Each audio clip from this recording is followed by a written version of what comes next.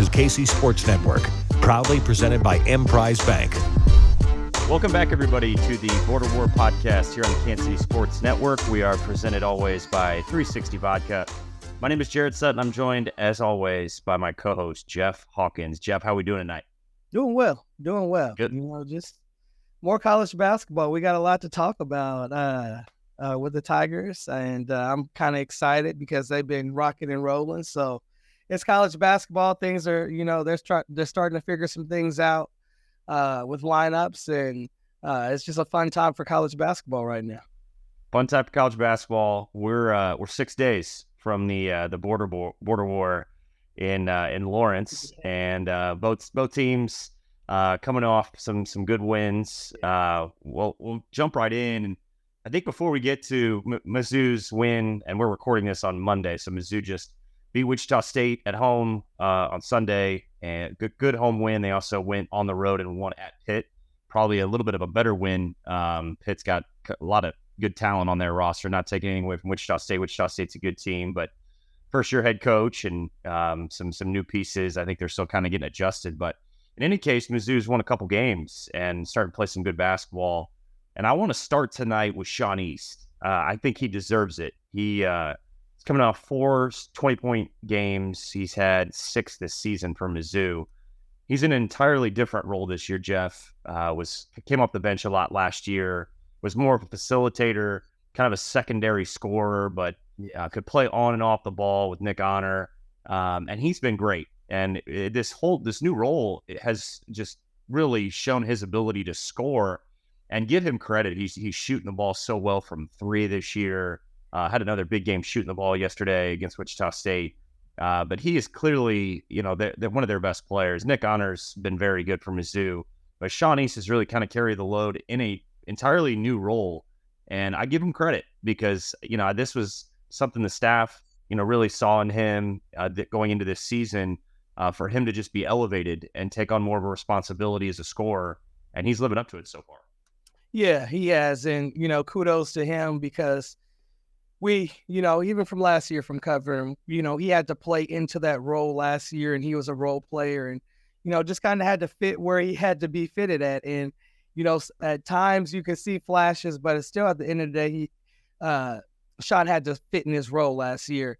And with guys leaving, and now for him to be able to, take that load and, got to credit him for his leadership as well, too. He has these guys rallied around. He's taking, putting, the team on his back. And you got to respect that because this is a guy that's been with this program in the transition, and being able to get to where he's at now. I think that's remarkable. He's doubled his production, in my opinion. Doubled his scoring, his assists are up, rebounds, every category. If you look at from last year, it's up. And when you talk about that 3-point percentage, he's lights out for 3-point percentage. This is a guy you definitely don't want to leave open right now because he's shooting such a high percentage from 3-point. But kudos to Sean. He's getting the guys rallied around. He's following what Coach Gates wants in his system. And you got to be proud for this guy because he had to wait out. He had to sit out last year into a role, and now he's embracing his new role and getting guys to play around him. And we'll see. I think that's something Mizzou fans are curious to see with Sean is 62% from 3. Yeah. That is a career start. That's as hot as you can start shooting the ball. And it's on about 2.5 attempts per game. He had 3 or 4 from 3. He's been really efficient just taking good shots. But, he shot 22% last year from 3. Yeah. And his shot does look cleaned up. It's more compact, and it's a little bit more fluid. It's not I think more repeatable in terms of his mechanics, and he looks more comfortable shoot it off the bounce, shoot it off the catch, and really just finding the right shot. Taking really good ones last year. There was times where I think he rushed a little bit, so it just looks like he's in a good place, and we'll see kind of how the season goes along, where he'll be, but through the first start of the season, he's been fantastic. And it's not just the 3-point shooting either. He's been really good from the field, showcasing his mid-range. He's got a nice little floater. And Jeff, you were a point guard, and I always like to pick your brain. Like, one thing about Sean is the ball's in his hands, and within their offense, they allowed him to put it on the floor and just keep his dribble alive.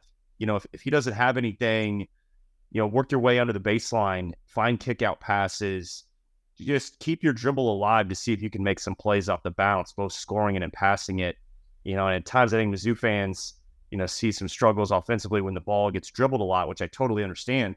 But I think they're comfortable with Sean putting the ball on the floor just because he doesn't really turn it over a whole lot. He will have a few turnovers here and there, just off, size and length. And he sometimes, guys can jump passing lanes that he can, miss a pass. But for the most part, he's been great, just making decisions with the ball in his hands.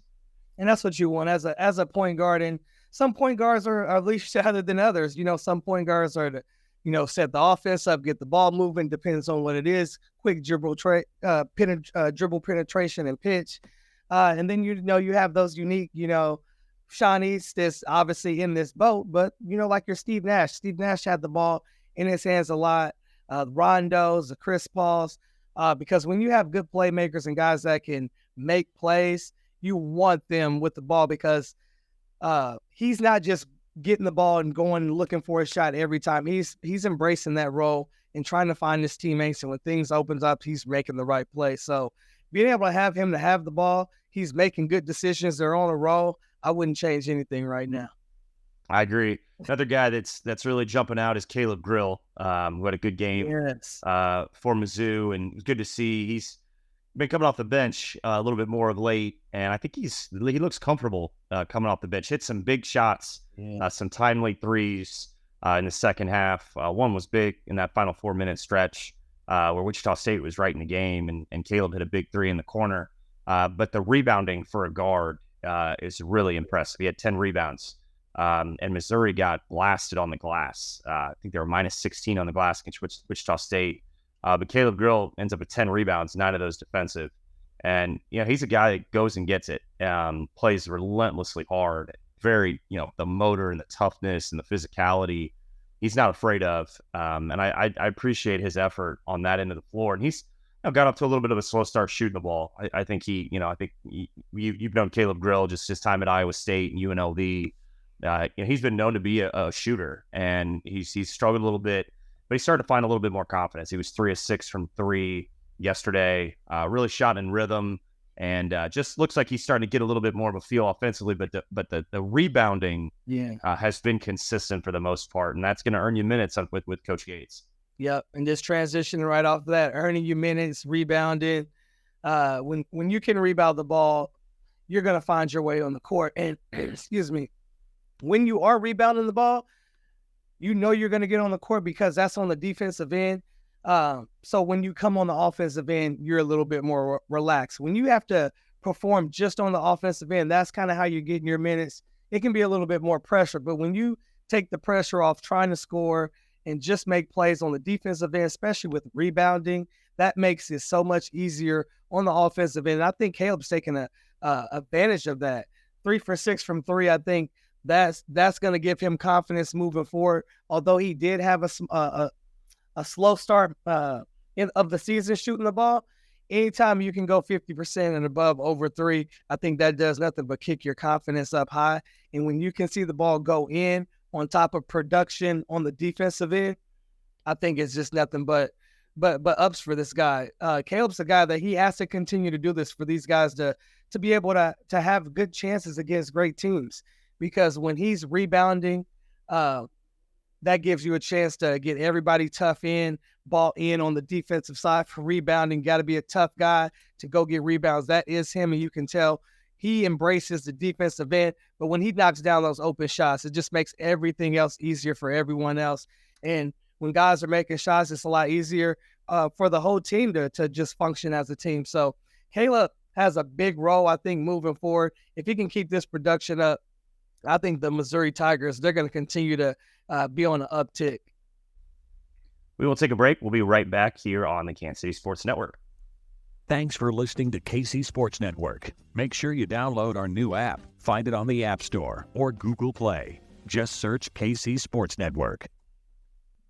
Welcome back to the Border War podcast here on the Kansas City Sports Network. We're presented by 360 Vodka.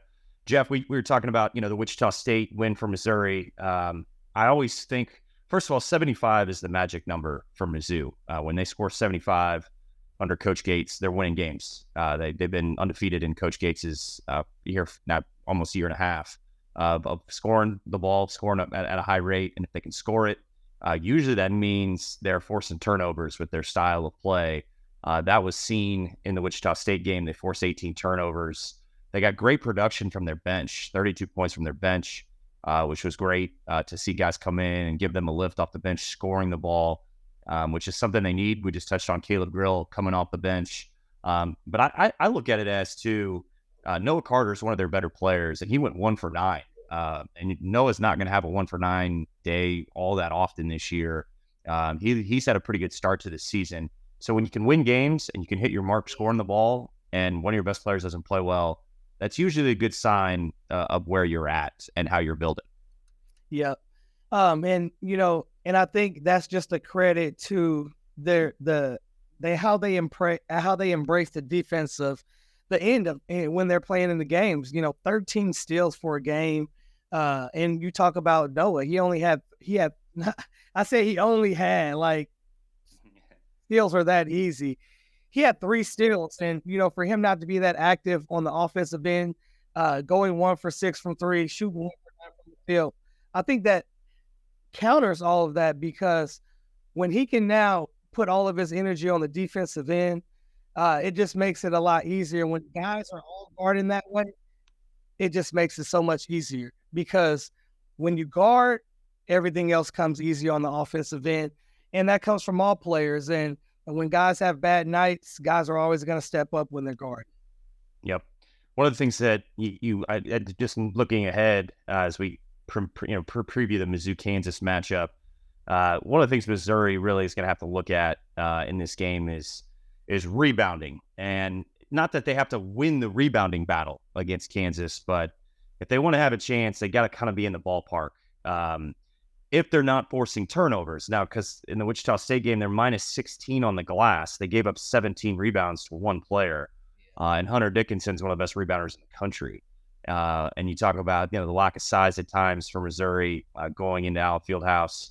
Rebounding the ball, limiting teams to one shot. Every coach is going to tell you that's a big part of basketball, is closing defensive possessions. You can't give an opposing team second chance opportunities. But you look at the glass. Yeah, in the Pitt game, they were competitive on the glass, and I think that was a big reason why they were able to get that win. And they were pretty efficient on offense as well, and they put 2 halves together, similar to what they did against Wichita State. They had 41 in the first half, 41 in the second half. So that's good balance in terms of finding that offensive efficiency. And their defense to start games has been pretty good, and I think a lot of that is they're forcing pressure. They're putting man-to-man pressure, 2-2-1 pressure, dropping back and really trying to take away, a team's ability to just take it right down their throat, if you will. So I think this game against Kansas, DeJuan Harris is one of the best point guards in the country. We know that. Kevin McCullough is playing at an All-American level and is a pit bull and can do so many things to impact a basketball game, and he shoots the ball really well. This is a tough matchup for Missouri. I don't think it's a great matchup for Missouri at all in terms of just the size factor, the veteran play that Kansas brings. The one thing that I think is a positive for Missouri is their bench can score. They got guys that can come in and score it, and they've got some guys that can force some turnovers too. But a lot of factors going into this game for Missouri to just be in it in a hostile environment on the road.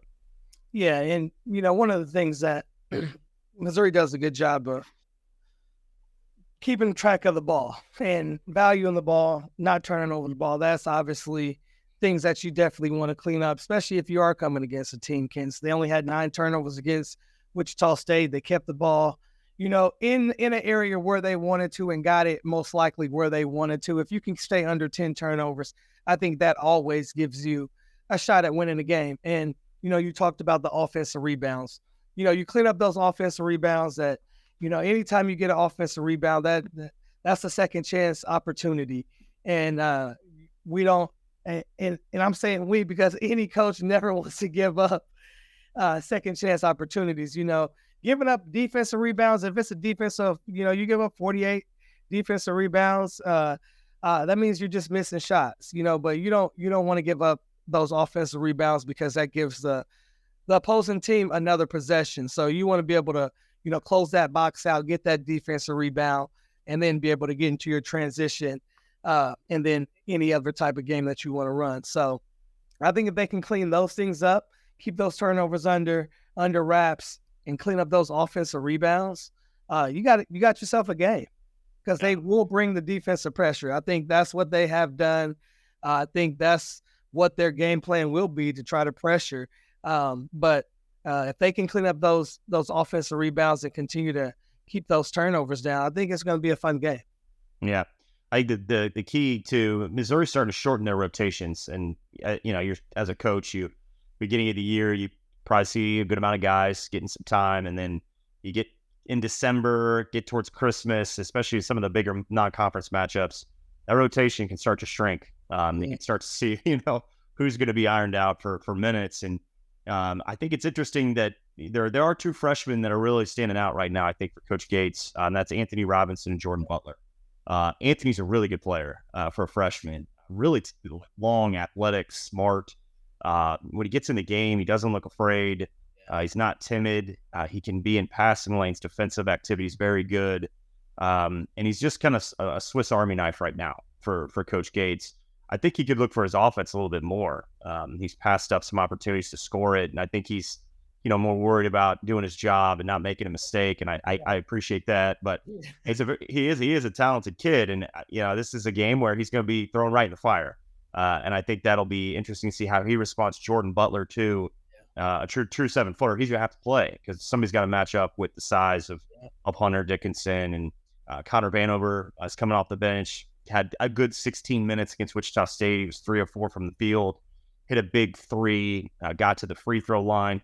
So let's see. To touch on the bench, I mean, those are the guys who have to come in and give Missouri a spark. But I look at Aiden Shaw and Tamar Bates, two of the best athletes on this roster, that they have to be good, I think. And I think Tamar, with probably Kevin McCullough as his matchup, Aiden Shaw is going to have to be everywhere in terms of switchability with KJ Adams and how good KJ is as an athlete. KJ is such a good 4-man because he's so athletic, and he's really developed that little mid-range, floater, and he can get to the free throw line too. So Tamar and Aiden, to me, in this game against Kansas, they have to be good because their athleticism needs to be on display. They have to match the athleticism of Kansas because it's their two best athletes, and they need to be impactful on the defensive side of the ball. Yeah, and I'll touch bases really quick on Shaw and Aiden and Aiden and Tamar.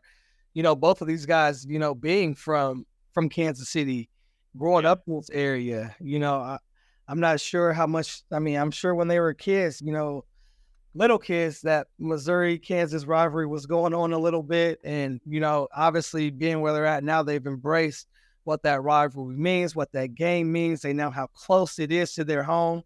They're going to have some family up. They're going to have some friends up. So I think for them to really lock into this game, I'm interested to see how they come out for that, because those two should really be locked in. They have a big task, but they have a task that, if they really lock in and can find a way to stay in that lock-in mode, they can find some ways to give Kansas some fits, because they're two guys they have tremendous talent. People in this area have seen them for a long time.